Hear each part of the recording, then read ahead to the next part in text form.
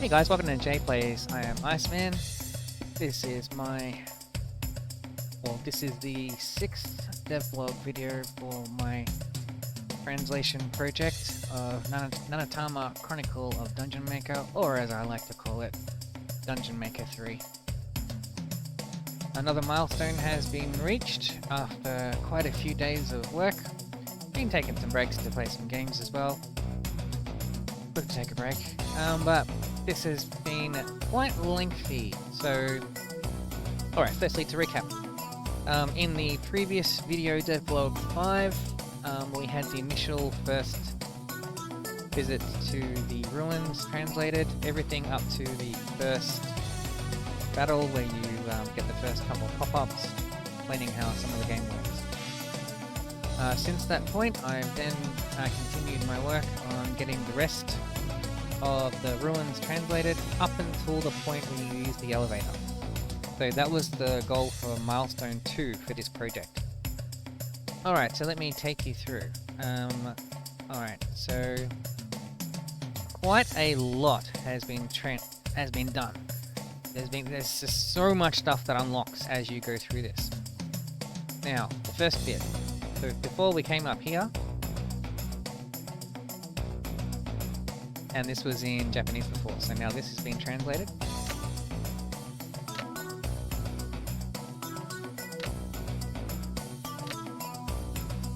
Again, remember, due to space limitations, I've had to try to make things condensed as much as possible. So the player hears a voice in the distance and they're like, oh, what's that? So then they run up. So, firstly, the elevator prompt has now been translated. You now get button prompts on using it. If we try to use it, I hear someone. Let's investigate. So that's what that was saying. And for the biggest mystery of all that I had, for the longest time, I was like, what is this person up here? Creature or whatever they are. So when we go up here,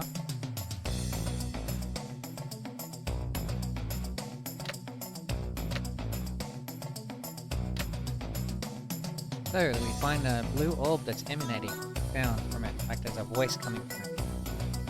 If we go to interact with it, as you see down the bottom, there's now an interaction. If we press the triangle button, we can interact with it or use it.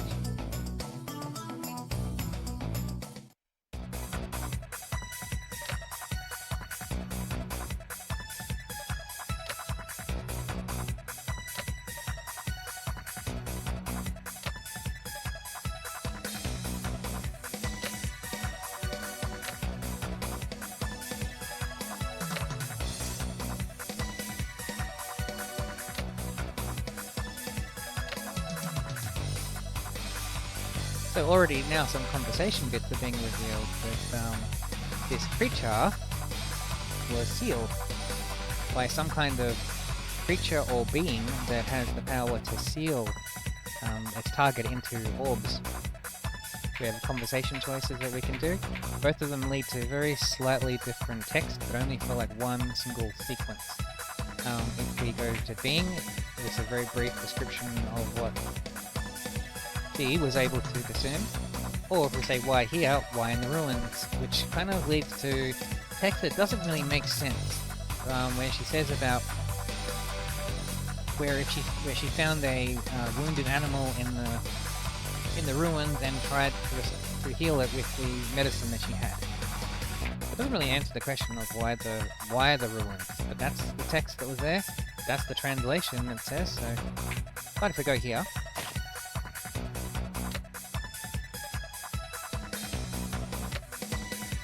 So she sensed a odd presence as just before she was sealed. That makes a lot more sense.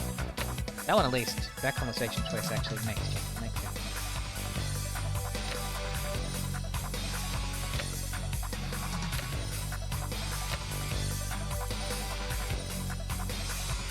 But the player's powers, even though they're unique for a human, were not enough to free her entirely. So she's still bound in the orb, but can go out for short visits.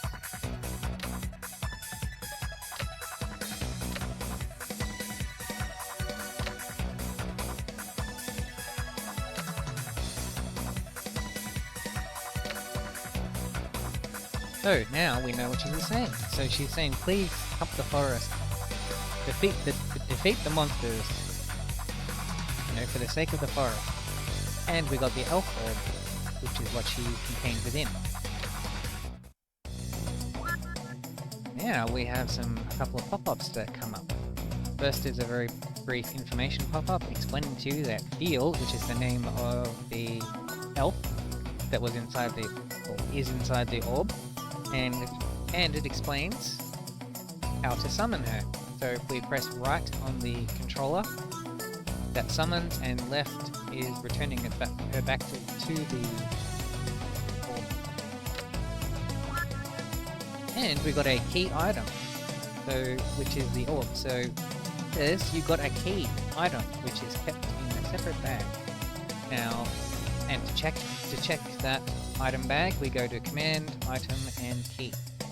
So key items, or valuables as they were called in the second entry, the first game, from memory and from what I checked of my last save at the end of the game, never had a separate item bag for key items.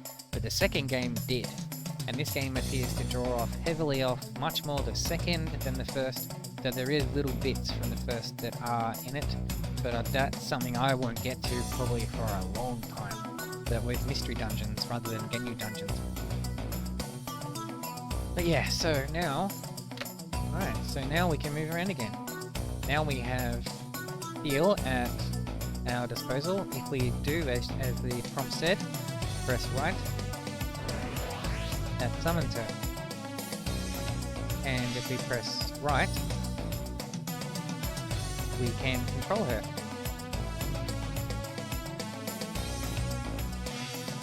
Or if we press left, it goes back.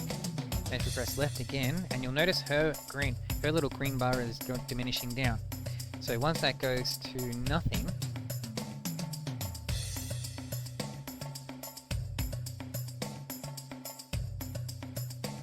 she returns back to the orb. And then you have to wait until her green bar on the left, on the bottom left-hand corner next to her portrait, goes back to full, then she can be summoned again. But now that we have her in our party, a whole bunch of new menu options has appeared. Now, before I go into that, if you remember the game saying about key items, that is now a menu option that we can go into, just like in Dungeon Maker 2. Except in Dungeon Maker 2 was called valuables, but again, space limitations, I just called it key items. So we can now check our key items. So she's holding, or actually the key items that we've got is the elf orb that contains Feel, and elf clothing, which is like armor that she carries or wears, and provides a small strength boost. Let me think. Alright, now I need to refer back to my notes because there's just so much stuff that got translated. Oh, actually, so now we got AI settings. Now in Dungeon Maker 2, there was quite a bit of AI related settings that you could set, but not like strict AI behaviors. At least not that I could find anyway. Just not, you'd only set like the distance that they would attack. So in this one, it's been simplified quite a bit. So we just have the choice of setting her AI between attack, balance, and support. And support, I assume, is just using support magic and abilities, so like healing, buffs and stuff. Balance, I guess, is somewhere in the middle. Attack is going for more of an attack balance of going all out to attack opponents. Okay, now this one I'll definitely have to refer back to my notes. Okay, so the conversations were done, the targeting info to see the blue orb translated, button prompt for using it, and the conversations. And excuse my silence, I'm just looking at my notes. Okay, so next up, item use. Now some of this we had previously, which I covered in the previous video. And that was right here, which was the command menu, where you go and press triangle. You go here and you can cast spells. That's via the shortcuts menu. Or if you want to use medicine, which is the M, You hit X, it goes in here. And that was covered in the previous video, so that was already done. But there was extra stuff in here too. So now, if you prefer, you can go through here, which is the way that I did it when I used to play Dungeon Maker 1 and 2. You can go through here, and there wasn't very much work to do here at all because I've already done it. But it was just the bottom interface bit here that had to be translated between the two. And that's done. That's translated. The second thing is the equipment screen. Just the prompts at the bottom had to be translated. But the biggest thing was here. So Feel has her own unique equipment screen. So the button prompts at the bottom had to be translated. But luckily, all these screens didn't need to be done. Like, they didn't need to be translated because I'd already done them previously. So thankfully, it was just the prompts at the bottom and the little information at the top there where you see B.EQ, which is like Feel's equipment. Alright, let me see what else. There's just so much stuff that got done. Oh, okay, so stat screen. So this I covered back in the first video, I think. So I had translated the player's skill screen, where you have all the different skills between like dagger, axe, bow, and lots of other stuff. Now, the bottom prompt in here when it's in a dungeon though had to be translated again, so that's been done. And Feel has her own unique skill screen from where you can go by and check what skills that she currently has. As she levels up, she gains more entries. Like, more skills. So she has, let me think, attack skills, which is these ones, and magic skills, which is these ones. So she has a healing spell, which only she can cast on herself, and Whirlwind, which is like a wind magic tornado kind of thing. And if we want, we can look in the rulebook to read up the rules of all this stuff. More information on how this all works. This has been translated. And if we want, we can go through into the magic screen itself. This was already translated, except for the bottom bit where I had to make it so you can use it from here, like use spells directly. And she has her own unique ones in here too, which goes into a little bit more detail of how the magic works, how much the magic costs to cast, that kind of thing. Let me think. Amazing how quickly you can cover something that took so many days to do. Alright, let me just check through my notes.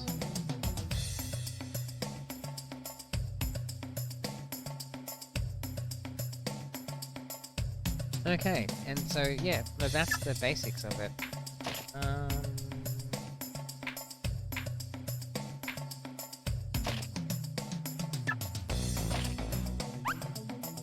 These were all already translated, so previously. As you know, that was an item that was recovered back in the previous video, so that was dropped by those plant things. Already translated. Another bit that was translated is in R file, or so research file.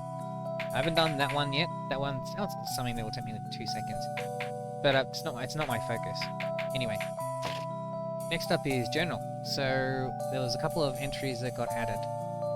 So once we got Feel in the party, there's 2 entries that came up, and there was actually one before that too, but I didn't see it because I hadn't looked in. I didn't even thought to look in here. So it says kill with the question marks. It's located here. That indicates that we've killed something, but we don't know what we killed. And the next is got elf orb. So you know got the elf orb, which was this item here. Elf orb. So with that, now the basic button prompts for at least the ruins has been translated. In its entirety as well. That then takes us to our last destination, which gives us our last pop-up for this visit to the ruins. I'm sure there'll be many more to do. So this tells us downward, enter the dungeon, as in D-U-G-N, from here. And we can, to activate the elevator, just as in the previous two games, you need to press the triangle button, which brings up the elevator interface. From here, we can say which, as you see, pick floor to move to. So in this screen, firstly I had to translate the button prompts down the bottom. Well, thankfully that took 2 seconds. And then the indication of where we are, so we're on the ground floor at the moment, or the ruins. And then if we say we want to go here, most of this stuff directly corresponds to stats that you would have seen if you played Dungeon Maker 1 or 2. That is with the second and third entries that you see there under 1F, so, you know, first floor. So rating is dungeon rating. As you build the dungeon out, as you place rooms, as the quality of the stuff on the entire level as a whole is placed, its rating improves. And the max, as we see mx.d, that's max depth. Again, space limitation. I only had 4 letters available, which sucks. Anyway, so max depth is like, if I remember correctly, it's like the maximum width in both directions, like, you know, upwards and outward, or up, down, and left, right, that you can expand outwards in that current floor to. And in the first game, well, first and second, you had like limitations on how, like, the levels could only go a certain amount out, and then once you reached key point in the game, then they got expanded, and they all were, like, the maximum depth was allowed to be much bigger. So those ones are directly corresponding to things from the previous game. Now the top entry, where you see hb.lv, that was a little hidden stat, at least as far as I know, in both games. So it was like something that you never would see. It was like going on behind the scenes. So what it corresponds to, the translation of it is habitat level. So that kind of makes sense. It's like if I'm reading it right, and I'm guessing, note that I'm guessing here because, like, I'm kind of learning about this game as I'm translating this thing. As I've said in previous videos, there is no information on this game at all on the internet. Probably my video is like the only thing going in depth into like how the game works. There's no walkthroughs on GameFAQs, there's no information on this game at all. So I'm having to discover it and kind of work it out, or at least I think work it out myself. Anyway, so what I think hb.lv or habitat level corresponds to is like the monster or dungeon rating overall. Like as you place floors, like as you improve the quality of the floors, as you improve the quality of the rooms throughout the dungeon as a whole, it has like a corresponding flow-on effect. So if, like, say level 1 is if you've spent a lot of time on the first level, you've got the best floors, best rooms, it has like a flow-on effect until the one after it. I don't know if it does the one after that, but it kind of flows downwards, you know? So if there's a good quality on the one above, the one after will get like a bonus. So, you know, like you get better stuff, and its rating can be better because of the one above. So that's why it's always best to like max things out from the top down. So like from the top level down to the bottom. So I know that was in the previous games, but it was just a rating that you never saw. All you got to see was like rating, which is a rating of the level itself, but not for the dungeon as a whole. So if I'm right, and I'm not going to know for a long time, but if I'm right, then as you improve the dungeon, the habitat level will go up, which will probably have a flow-on effect to what kind of monsters and equipment, etc. that you encounter.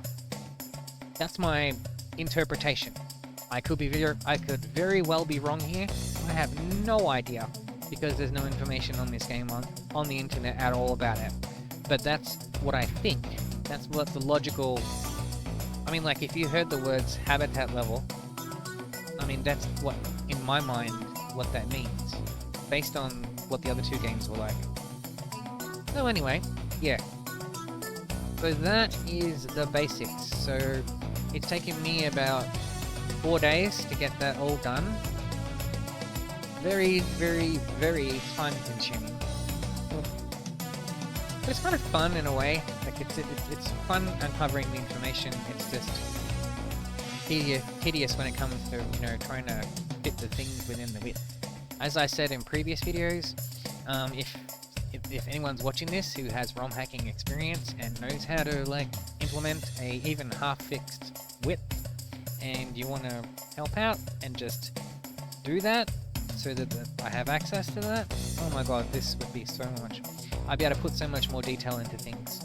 Like just even having double the length on like an existing word into like smaller ones would gain me access to like much more complete in-depth descriptions and naming of things. But even if not, that's all good. I'm gonna do this thing anyway. It's just that I want this to be the best that it can look like by its end result. And in saying that, all the work you see is like a work in progress. I do go back and make things better where I gain better knowledge. And also when I gain more information about how things work as a whole. Cool. And by the way, I hope you've been able to hear me above all this. I just realized the volume levels for the music are a bit high. Anyway, let me drop that down a little bit. I hope you've been able to hear all me going in depth. I hope the music wasn't going over my voice. Okay, so anyway, so this marks the completion of milestone 2 on this project. Oh, I'm really glad to see this get to this point. The fact that now I can run around and I know what's going on. I mean, that's great. So that is where the state of things are. Now, where to from here? So, milestone 1 was to get the project to the point where the whole village was translated as of that point in time, and the interfaces of what you had access to at that given point in time, so that by the time you go to the ruins, it's in full English, or at least abbreviated English anyway, which is like, you know, how you see on the screen right now. Like you've got CMD, wherein it should be saying the whole word command, or FLOR, which should really be floor, you know, it should just have an extra O. RDY should be like ready, you know, should have the E and the A, that kind of thing. Anyway, but I am bound by the limitations of the limits, as I keep saying. Anyway, so where to from here? So, milestone 3, which is where we finally get into the main meat of what this game's all about. Alright, already, see? Now we are immediately hit with a pop-up, a very detailed pop-up. So I'm going to need to translate that. And by the way, this is my first visit here after completing up to the elevator, so it's going to be interesting to see how much is still in Japanese, in kanji. Alright, so we've got 2 pop-ups. We have an additional button prompt now. Now I'm guessing that's like build. Do we go around anywhere else? Do we get anything else? No. Just build. Oh, and another one.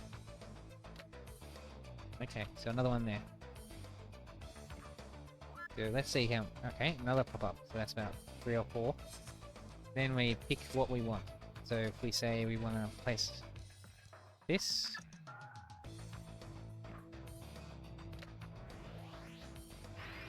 we place the hallway. And Theo gets back in touch to give us some... or ask us something. Who knows what she's saying?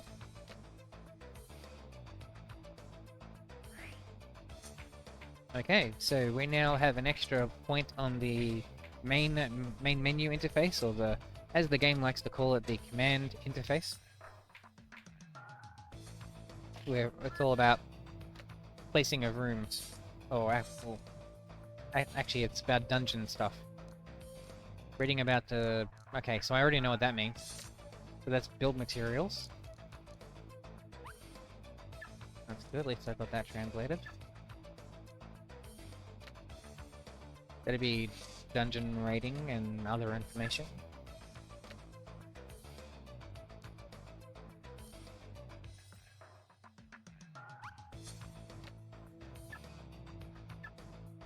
Yeah, no idea on all that stuff.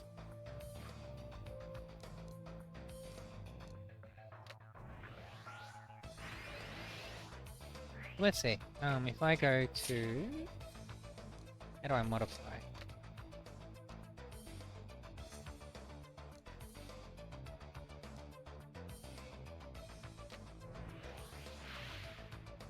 Okay. That placed a wood thing. Oh yeah, I can kind of... even though it's in Japanese, having played the other games, I can kind of know what it's kind of saying. It's to place wood type on the floor, which is like improving the quality of it.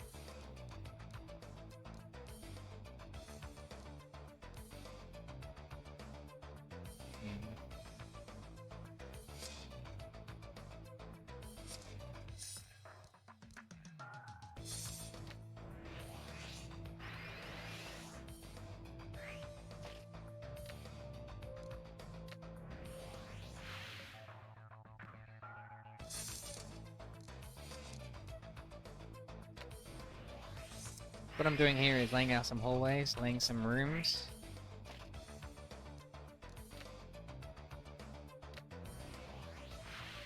Okay. That's a guest room I've just placed. I don't need one, had 2 letters for it. Okay.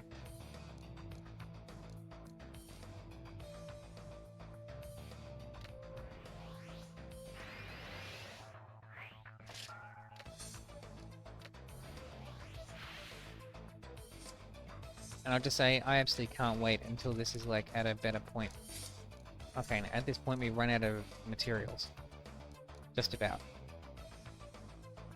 What I would have done is placed another T intersection. Yeah, so anyway.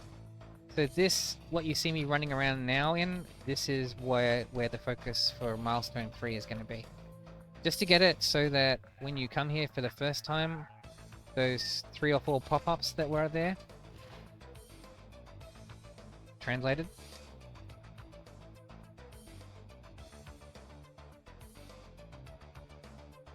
Oh, what's this?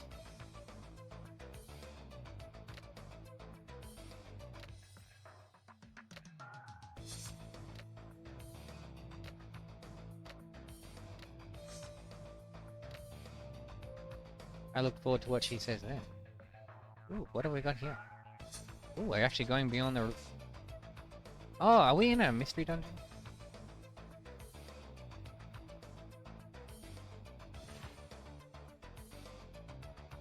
Oh. A whole lot of mystery stuff. And pop-ups. Where's that gonna go?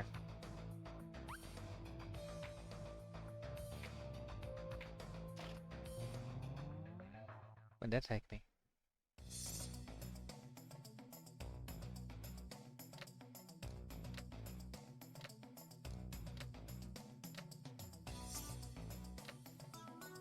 Okay. Oh, okay. I think... Well, I'm either in the ruins or I'm... Oh, this actually took me to the ruins. So it's like another bit of the ruins. Oh, that's cool.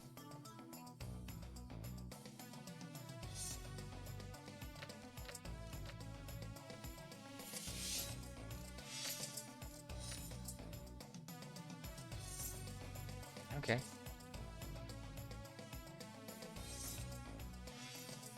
Sorry, I've just never been in this bit of the game before. So I'm very curious on, like, where this is all going. So it looks like that gave us another shortcut to the existing first floor, or the ground floor of the ruins.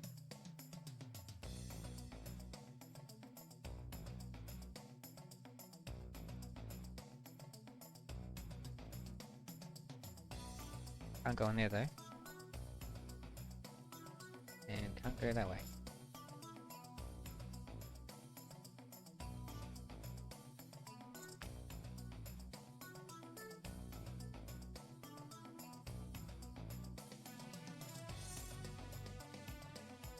Ooh.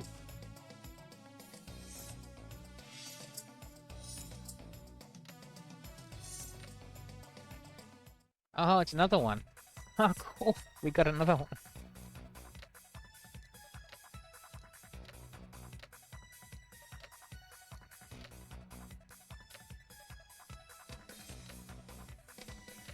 Okay.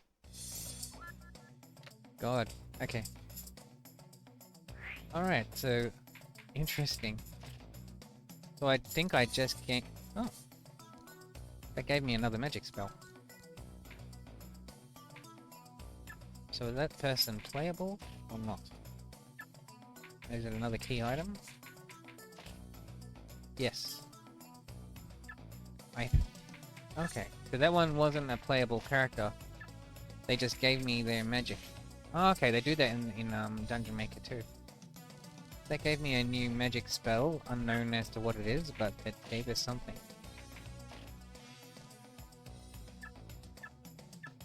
Cool.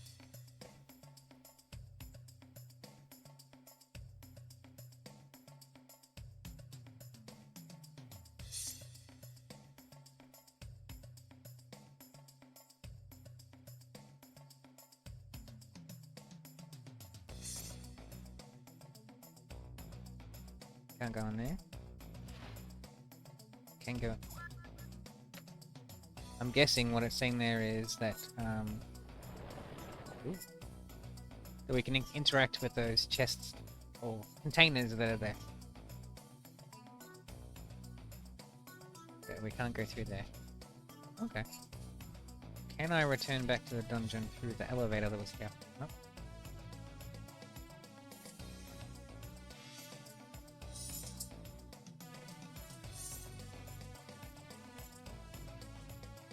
Very interesting.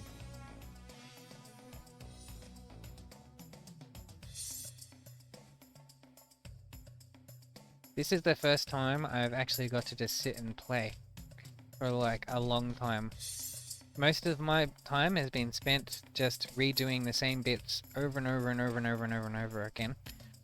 Just to... And each time slowly getting a little bit more, you know, proceeding more as the game was translated more so I could understand what was happening.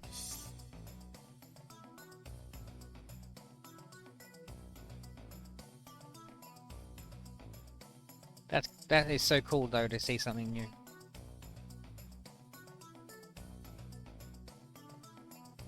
So my guess is as you proceed more through the dungeon, that allows you access to more sections. As in, like, they'll give you a elevator that goes back up and you'll come to this level and gain access to new areas that you couldn't get to before. That's my total guess. I mean, considering that's exactly what just happened.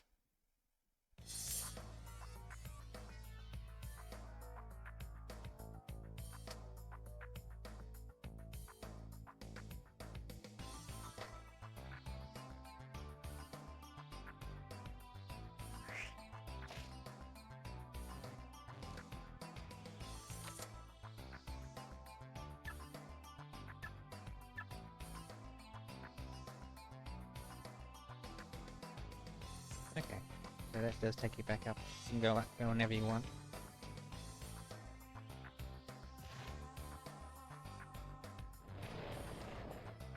I got a spear. I already translated that one. So if I want to, I can switch to that item. Also got that one. Oh, it's like a block armor.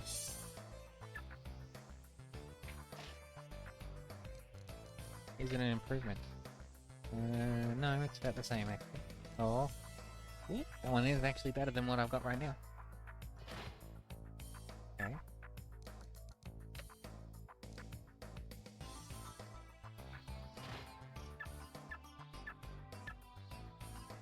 So for once, you're going to get to see me actually playing the game for a little bit.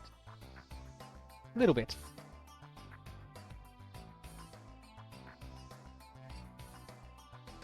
Oh damn. Okay, that might have been it. That's cool anyway. Oh, that is so cool. To uncover more of the game and yeah, awesome. Okay, so this bit down here, and I don't know if I want to include the extra ruins bit, but yeah, anyway. Milestone 3's main goal anyway was to get to include all the dungeon bits until you go back to town. Now that I see that there's a ruin section as well with a whole bunch of stuff that happens, oh my god. I've got myself into it this time.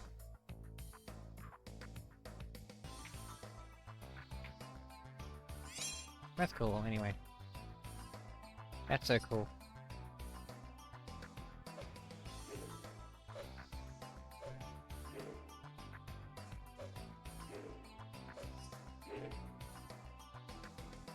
Alright, anyway. Okay, so I think that's about all I have to showcase. So I've showcased what's been done, and then the path ahead for the next milestone. This next one looks like if I'm going to do all of it, or if I'm going to be doing all that you saw just now, from when I came down the elevator, that's going to take me a long time. So expect that the next devblog may either I'll wait until I've got everything done, or when I've got some of it done. I'll probably do some of it. Probably it's much better in chunks. But thankfully, the vast majority of stuff is now done. It's just, well, I say that and then the dungeon making bit isn't done. But thankfully it's not that many screens. Well, actually it's quite a lot of screens. But bits of them have already been done. You know, like this is already done. No. Like some of these will be just singular menu options that do something and then you get a prompt. So things like that don't take long. The rest, some others that have more options will take longer. But this is the part that I look forward to. When I can actually start playing the game. And then the milestone after that is going to be much shorter because that will be translating the town sequence. Of when you go back to town to the point when you rest. So that is the path ahead. That is the next 2 milestones. But yeah. Alright. I hope you have found this of interest. This has been a pleasure showcasing this anyway. And I'm proud of myself for getting the work done. Hey, it took me, and I did it within 4 days, so you know, that's not constant work, by the way. That's, you know, doing a bit and then doing some gaming and then, you know, to recharge and then coming back and doing some more. But even, you know, as I get each screen done, it's very fascinating. I'm just seeing if anything else changed. That's right, we've got this little mystery bonus item.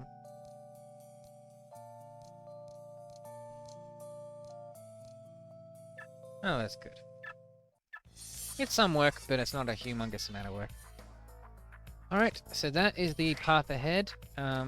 Next video, as I said, will focus more on the dungeon making part. So the meat of what Dungeon Maker is all about. That, as I said, that's going to be really fun. I can't wait to see what that stuff looks like when I actually can just start playing the thing. You know? Yeah. My, like, absolute goal is just to get this game into, like, a playable state. That's the, above all, goal. Like, so that even if I stopped work on this because of life, and I'll be returning back to work in about a month and a bit. So, you know, if I can get it to a point where you could just play this, even if it's, I mean, with the basic menus intact, so that even with stuff like, you know, like a few items here and there that are in Japanese, at least if you know what all the menus mean, and with some knowledge of the previous games, I think, you know, you'd at least be able to play this thing. So that's the point, you know, to get it so that the game's playable. I think that once the town part is done, like once I get, not this next milestone, but the one after it done, from that point you'll be able to go home, eat meals, rest, and use all of the town facilities that there are. You know? You may not know what the people are saying to you, but you'd be able to at least play the game. So that to me is it will be something even in that of itself. As I said though, I mean even just having the ruined part done does make this game into a much more playable state. Because now you can run around the ruins at the very least and interact with things and get responses that are in English, at least for the first visit that you go here anyway. After that, though, no, especially coming up the elevator, that's all in, Japanese kanji, but, like for at least the first little bit, yeah. Anyway, I'm gonna stop rambling. I'm really excited that I got to see some new stuff, though. Alright, let me just... Well, I'll pop the volume up after. Okay, so yeah, so that is Devblog 6, if I remember correctly we're up to now. Should be Devblog 6, yeah. Devblog 6 of my translation project of Nanatama Chronicle of Dungeon Maker / Dungeon Maker 3. If you have liked what you have seen and you would like to support this project, I would say firstly subscribe to my channel on YouTube so that you can catch the devlogs that I put up. Or if you want to directly, help out the project, you can jump on my Patreon. There is, there's ways that you can go there. I do occasionally put up sneak preview videos on there of like work in progress things, going more into a much more in-depth level of each one as I get things done. And you're just supporting the channel doing that, and supporting the work that is going into this. If you do not wish to do that, there is no problem whatsoever. I'm just mentioning it. Just, if you want to do that, you've got that choice available to you. Yeah, alright. So yeah, that's about it. I'll see you guys in the next devlog. Guys, have a good one.